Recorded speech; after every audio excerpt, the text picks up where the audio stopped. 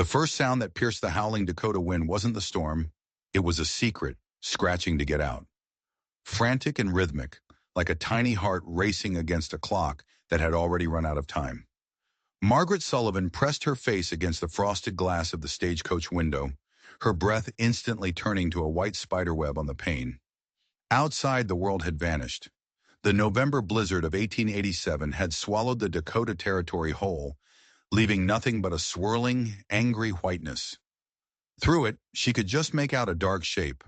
The way station, a crude wooden box built into the side of a hill, a place meant to offer shelter. But that sound, that wasn't the wind groaning against old wood. That was something alive, something desperate. The stagecoach lurched to a halt, the horses groaning in protest. The driver, a grizzled man named Jake Morrison, was already moving, his face a grim mask against the cold. "Storm's getting worse, ma'am," he yelled over the wind. "We'll have to wait it out here.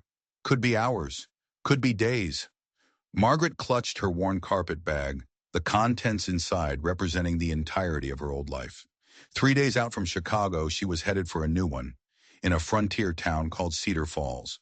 She was going to marry a man she'd never met, a widowed shopkeeper named Thomas Henderson.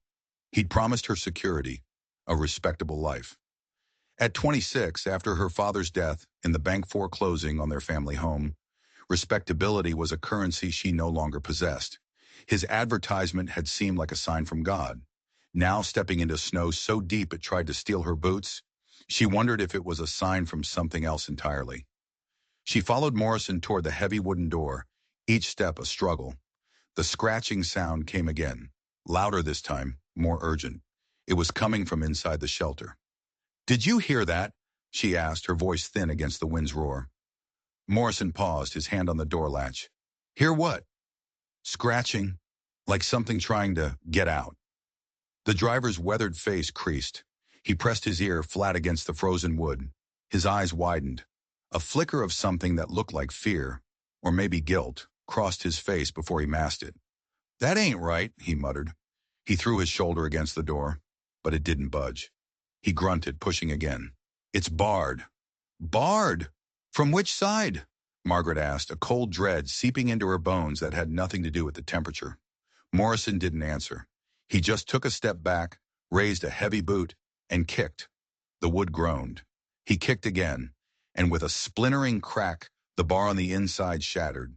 The door swung inward into blackness, and the smell hit them. Not dust, not disuse. It was the smell of sickness, of unwashed bodies, and a metallic tang of fear so thick you could taste it. Morrison stepped inside, and Margaret heard his sharp, choked gasp. "Sweet Lord in heaven." Margaret pushed past him, and her hand flew to her mouth to stifle a scream. The room was larger than it looked, carved partially from the earth. A huge, cold fireplace dominated one wall, and scattered across the floor, like discarded bundles of rags, were piles of something. Then one of the piles moved. "Help!" The voice was a ghost, a thread of sound almost lost in the wind. "Please, help us." As Margaret's eyes adjusted to the gloom, the terrible truth crashed down on her. They weren't rags. They were children, 7 of them, huddled together in various states of collapse, their faces gaunt, their lips tinged with blue. The oldest, a boy with dark matted hair, was the one who had spoken. His arm was wrapped protectively around 2 smaller children who looked like they weren't breathing at all. He had been the one scratching, his fingernails worn down to bloody nubs. Morrison swore, stumbling toward the fireplace, frantically gathering wood. But Margaret couldn't move. Her gaze was fixed on the door they'd just broken down, on the heavy wooden bar that now lay shattered on the floor. It had been placed across the door from the inside, but that didn't make sense. Why would they lock themselves in? Then she saw it. Nailed to the wall beside the door frame was the other half of the latching mechanism. The bar hadn't been laid across the door. It had been dropped into a latch from the outside. This wasn't a shelter. It was a tomb. Someone hadn't just abandoned these children. They had locked them in here to die. A fire roared to life in the hearth, throwing flickering, monstrous shadows across the walls. The light gave shape to the horror. 7 children, the oldest maybe 15, the youngest no more than 5. Margaret dropped her bag and knelt beside the nearest child, a little girl whose skin felt like ice. She pressed her ear to the girl's chest, praying. A faint, fluttery beat answered her. She was alive. They were all somehow still alive. "How long have you been here?" Morrison asked the oldest boy, his voice shaking. "Don't know," the boy whispered, his eyes struggling to focus. "Days. The food ran out." His name was Samuel. He pointed a trembling finger. "My sister Mary, and little Tommy." The others, he explained, they'd found on the road. Orphans banding together. But one of them was different. Near the fireplace, separate from the others, lay a small girl of about 6 with dark braided hair. She was burning with fever. Margaret moved to her, gently touching her forehead. The heat was terrifying. As she brushed the matted hair from the girl's face, the child's eyelids fluttered open. Her eyes, glassy and unfocused, stared up at Margaret. "He locked us in," the girl whispered, her voice a dry rasp. "The angry man."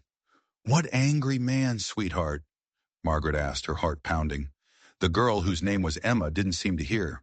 Her fevered gaze drifted past Margaret, toward the broken door.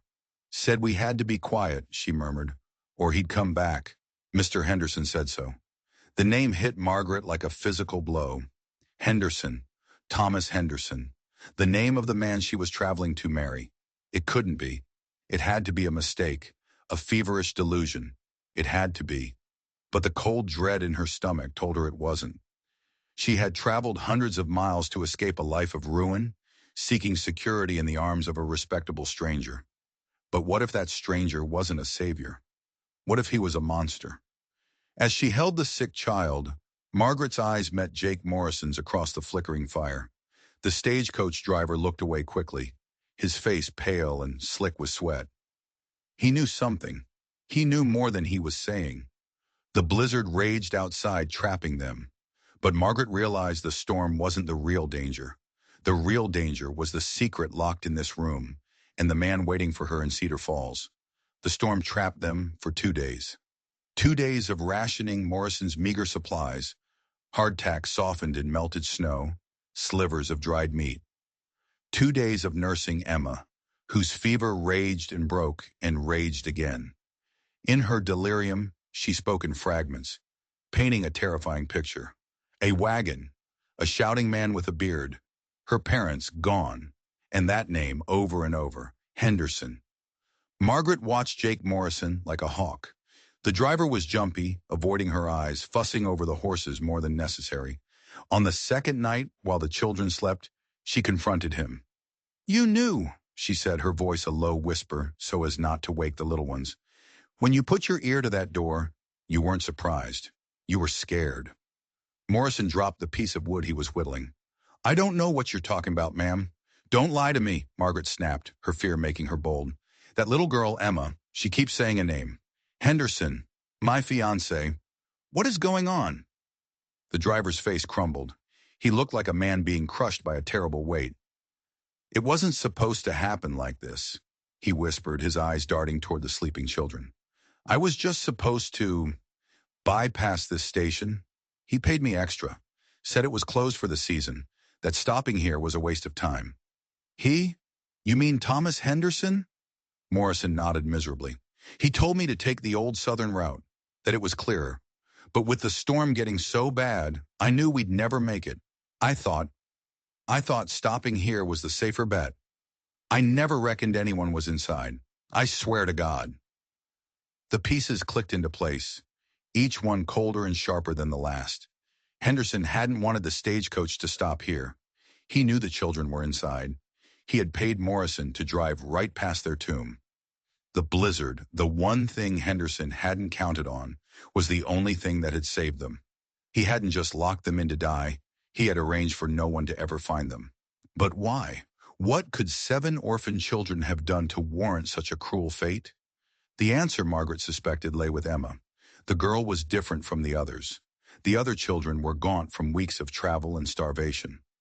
Emma was thinner, yes, but her clothes, though filthy, were of a finer quality. And there was something else. Tucked inside her small fist, so tightly she must have been holding it the entire time, was a small silver locket. Margaret gently pried the girl's fingers open. The locket was tarnished but intricately carved with the initials E.C. on one side. Inside, there wasn't a picture. Instead, there was a tiny folded piece of paper. With trembling hands, Margaret unfolded it. It wasn't a letter. It looked like a deed. A claim for a section of land, rich with silver deposits, according to the surveyor's notes. And the name on the claim wasn't Henderson. It was Collins, Emma Collins. This wasn't just about cruelty. It was about greed. This land, this silver, must have belonged to Emma's parents. And Henderson somehow was involved in their disappearance. These other children, they were witnesses. He'd gathered them all here to eliminate anyone who might know the truth. The morning the storm broke, the world was a pristine, silent white. But the silence in Margaret's soul was one of terror. Morrison hitched the horses with a grim urgency. He knew now that this was more than just a moral failure on his part. He was an accessory to a crime. "We need to get to Cedar Falls," Margaret said, her voice hard as iron. "We need a doctor for Emma, and I need to face him." The journey was a nightmare. The coach broke a wheel 4 miles from town, the woods snapping with the sound of a gunshot in the frozen air. They were stranded, helpless, with a sick child and no way to move forward. Panic began to set in, a cold, suffocating blanket. This was it. After everything, they would die out here in the snow, and Henderson would win. Then through the brittle silence came a sound, the jingle of harness bells. A large sleigh, pulled by 2 powerful draft horses, appeared over a rise, gliding smoothly over the deep snow. The driver was a big man with a kind face and a salt and pepper beard. He introduced himself as Klaus Weber, a farmer from just outside Cedar Falls. He took one look at Emma, bundled in Margaret's arms, and his face grew serious. "Scarlet fever," he said, the diagnosis falling like a death sentence. "We must get her to Dr. Patterson at once." He loaded them all into his sleigh, wrapping them in thick buffalo robes. As they flew across the snow, Margaret felt a flicker of hope, but it was extinguished the moment Klaus spoke again. "It is a blessing I found you," he said, his German accent thick. "I was on my way to Mr. Henderson's. He sent word for me. He is expanding his house, getting ready for his new bride, and a new child he is adopting." Margaret went cold. "A child? What child?" "A little girl, I believe," Klaus said, oblivious to the bomb he just dropped. "An orphan he took in recently. A sweet little thing," he said. "Such a good man, Mr. Henderson. So kind to take on another man's child after losing his own wife and baby." He wasn't just trying to get rid of Emma. He was planning to replace her, to adopt some other orphan girl, pass her off as the heir to the Collins fortune, and claim the silver mine for himself. The sheer audacity, the chilling evil of it, took Margaret's breath away. He had constructed the perfect crime, and she, his mail-order bride, was meant to be the final, respectable piece of his puzzle. As the sleigh pulled into Cedar Falls, a town bigger than she'd imagined, Margaret knew she was riding into the heart of the battle. She wasn't just fighting for 7 children anymore. She was fighting to expose a monster who wore the mask of a saint. Dr. Patterson's house smelled of carbolic acid and dread. He was a tall, weary-looking man who took Emma from Margaret's arms without a word and disappeared into an examination room. Margaret was left in the parlor, the silence pressing in on her. Through the window, she could see the main street of Cedar Falls. People were already stopping to stare at Klaus's sleigh, and the 6 other children huddled inside under Morrison's watchful eye. News traveled fast here. Her arrival was already a spectacle. The parlor door opened, but it wasn't the doctor. It was Thomas Henderson. He was not what she'd pictured. Taller, broader, with dark, intense eyes that seemed to miss nothing. He held his hat in his hands, his expression a careful, unreadable mask. There was a quiet power to him, a stillness that was more intimidating than any overt threat. He looked like a man who was used to getting exactly what he wanted. "Miss Sullivan," he said, his voice calm and even. "You're late. I was beginning to worry." "We were delayed," Margaret said, her own voice sounding thin and weak. She clutched the silver locket in her pocket, its cold metal a small secret comfort. "So I see," he said, his gaze flickering toward the window and the children in the sleigh. It appears you've had quite the adventure. There was no warmth in his words, only a chilling, watchful curiosity. He was assessing her, trying to figure out how much she knew. Dr. Patterson emerged from the back room, his face grave. The girl is very ill. Scarlet fever. But it's more than that. She's suffering from severe malnutrition and exposure. The next 24 hours are critical. He looked from Margaret to Henderson. She was asking for her mother. Henderson's mask finally slipped. A flicker of something, was it anger? Panic? Crossed his face before he smoothed it over. The poor child must be delirious. Her parents, I'm told, passed away tragically some weeks ago. She said a name, Margaret stated, watching his face. She said Henderson. Thomas Henderson did not flinch. He simply turned his cool gaze on her. A common name. Perhaps she overheard it somewhere. Children in distress often latch on to things they don't understand. He was good. He was very, very good.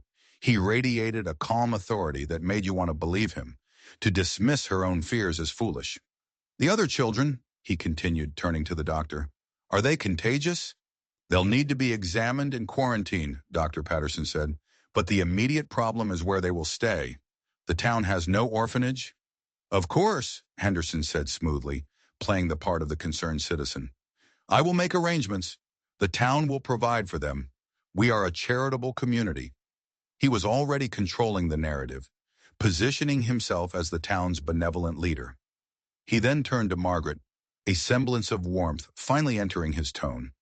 Miss Sullivan, you must be exhausted and overwhelmed. Let me take you to my store. We can talk, and you can rest. We have a wedding to plan after all. The offer was a trap. He wanted to get her alone, away from the doctor, away from the children. He wanted to see what she knew, and if necessary, to silence her. Walking beside him down the main street felt like walking to her own execution.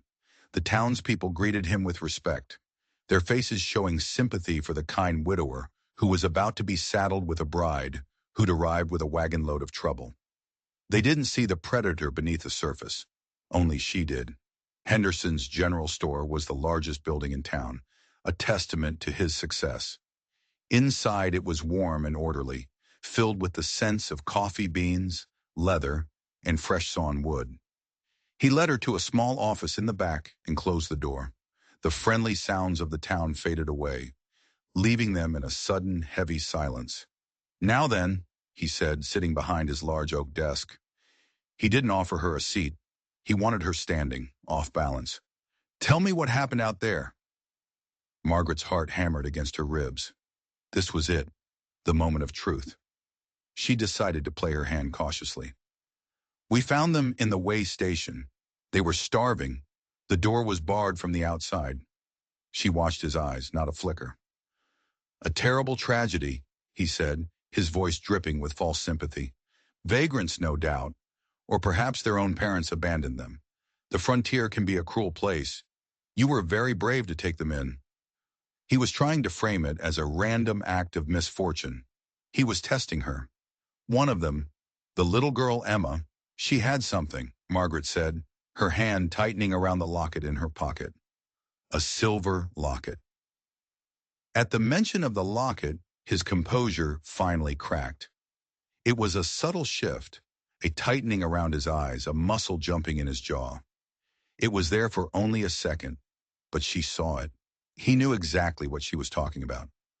A trinket, he said, recovering quickly. Children hold on to such things. It had a piece of paper inside, Margaret pressed on, her voice gaining strength. A deed for a silver claim in the name of Collins.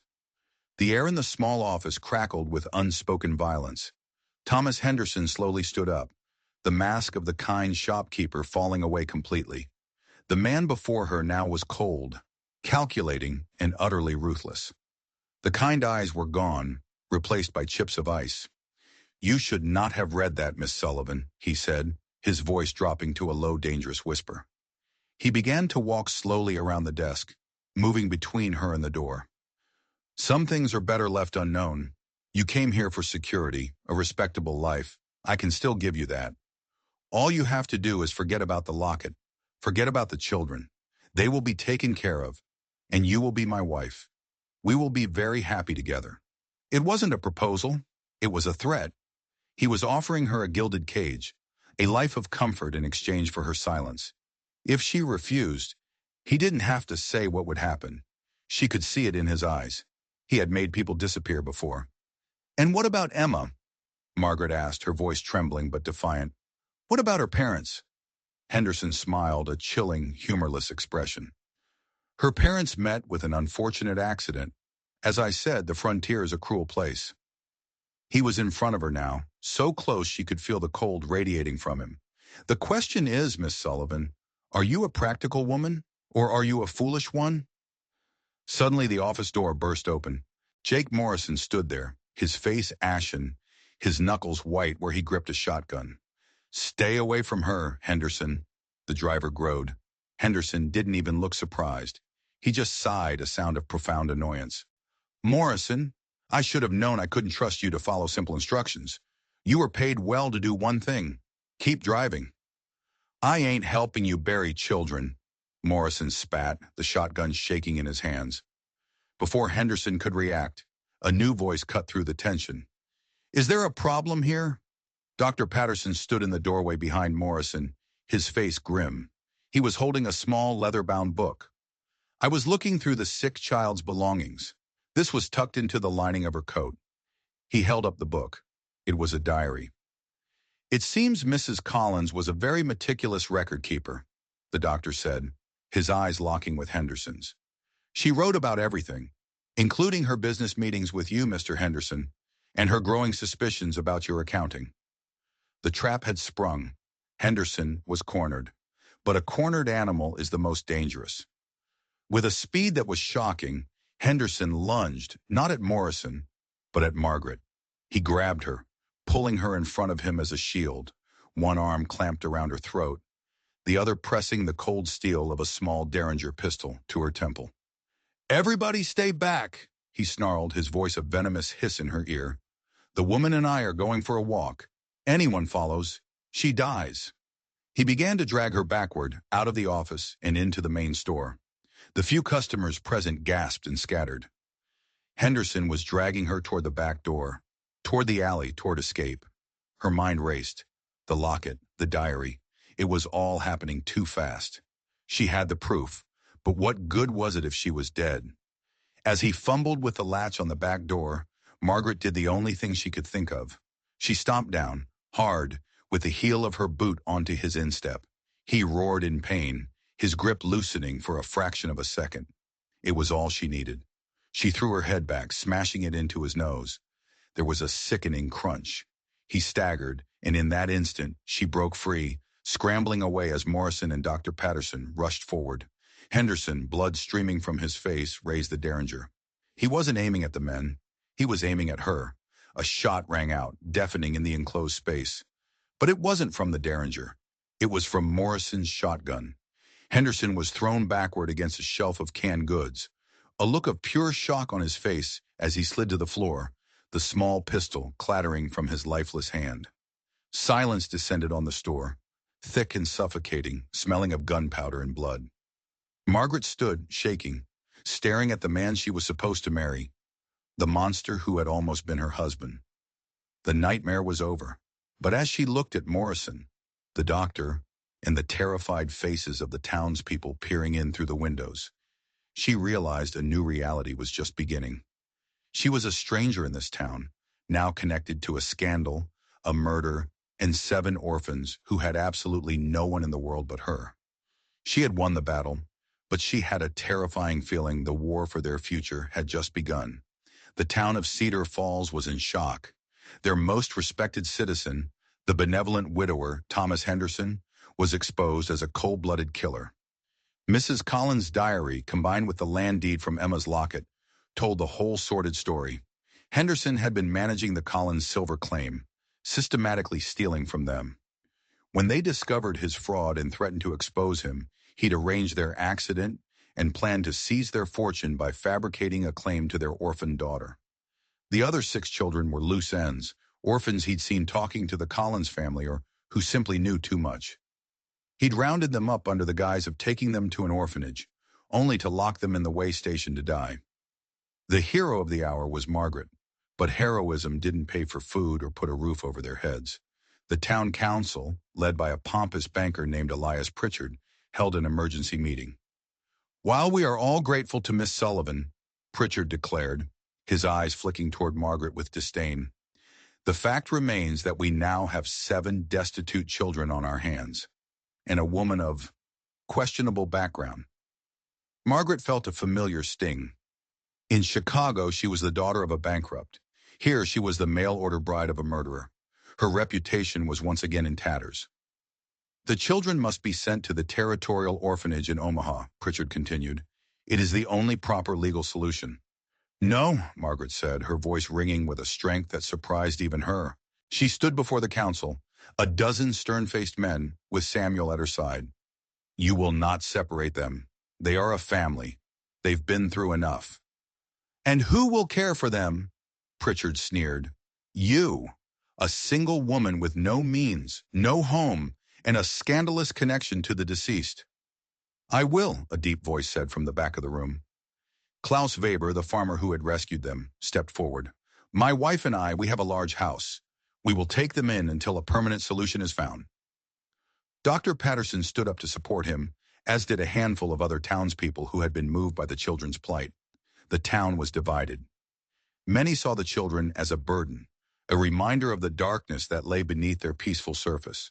But others saw a chance for redemption. The council reluctantly agreed to let the children stay with the Webers temporarily.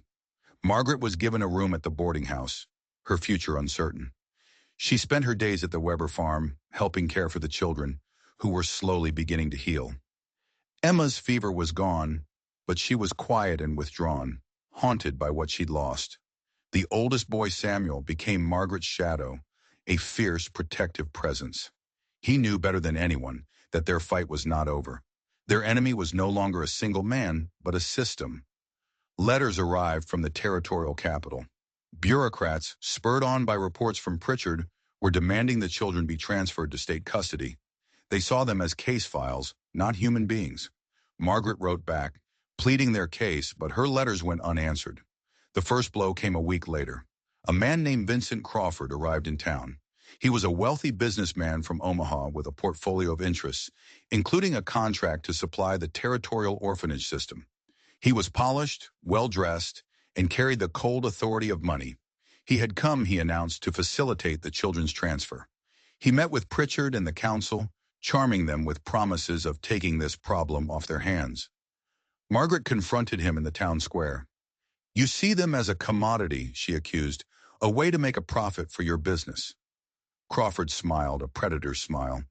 "I see a legal and efficient solution, Miss Sullivan. Something you seem to know little about. These children need structure, not sentiment. They will be better off in a professionally managed facility." But Margaret soon discovered Crawford's interest wasn't just business. In going through Henderson's papers, she found letters between the two men.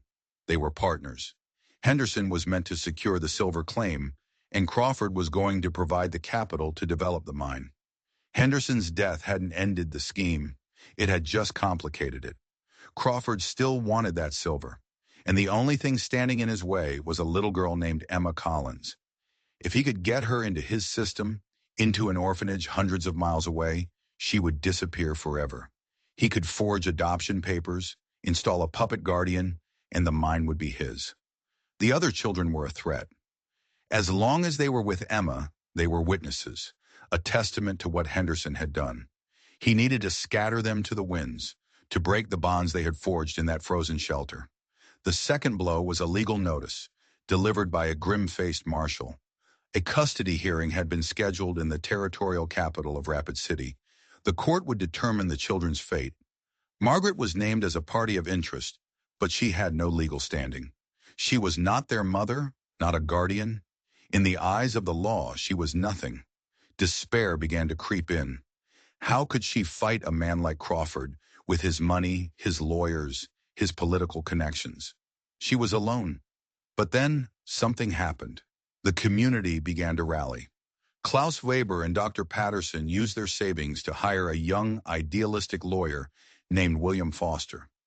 Mrs. Hartwell, the elderly schoolmistress, began documenting the children's educational progress, showing how they were thriving under her tutelage. Even Jake Morrison, who was awaiting trial for his role in Henderson's scheme, offered to testify about what he knew of the partnership between Henderson and Crawford. The people who had initially been wary of the scandal were now seeing it for what it was: a battle between greed and love, between a corrupt system and a makeshift family that refused to be broken. They had seen the children in their town, seen them laugh and play, seen the life return to their eyes. They weren't a burden anymore. They were their children. The day they were set to leave for Rapid City, the entire town turned out. They brought food for the journey, warm blankets, and small gifts for the children. Banker Pritchard stood by, his face sour, watching the display of community support. He had sided with power and money, but he was quickly discovering that in this small Dakota town, the currency of the heart was worth far more. As Margaret boarded the coach, surrounded by the 7 children who now looked to her as their only hope, she knew the odds were still stacked against them. They were heading into the lion's den, to a formal courtroom where a powerful man would use the law itself as a weapon to tear them apart. But this time, she wasn't alone. She had a town behind her, and a cause worth fighting for. The scratching sound she had heard in the blizzard, the sound of desperation, had transformed. It was now the sound of a family clawing its way toward the light. The courthouse in Rapid City was an imposing brick temple of law, designed to make ordinary people feel small and powerless. Vincent Crawford was already there, flanked by a team of expensive lawyers, exuding an aura of absolute confidence. He gave Margaret a dismissive nod as she entered with her small, determined entourage. The 7 children, Klaus Weber, Dr. Patterson, and their young lawyer, William Foster. The judge, a man named Morrison, no relation to the driver, was old and stern, with eyes that seemed to have seen every form of human weakness. Crawford's lawyer, a slick man named Peyton, began. He painted Margaret as an unstable, emotional woman who had stumbled into a situation far beyond her control. He painted the children as unfortunate vagrants who required the firm, guiding hand of the state. He presented charts and figures, talking about budgets, per capita costs, and the efficiency of the Omaha orphanage. He never once used the children's names. They were the units. Your Honor, Peyton concluded smoothly, the law is clear. The territorial government is the sole legal guardian of these orphans. Miss Sullivan's sentimental attachment, while perhaps well-intentioned, is legally irrelevant. We must act in the children's best interests, and that means placing them in a stable, professionally run institution. It was a powerful argument, cold and logical. Margaret felt her hope begin to drain away. How could they fight that? Then it was Foster's turn. The young lawyer was nervous, but his voice was filled with a fiery passion. Your Honor, he began, Mr. Peyton is correct about one thing. This is about the children's best interests. But he is mistaken about what those interests are. He speaks of units and costs.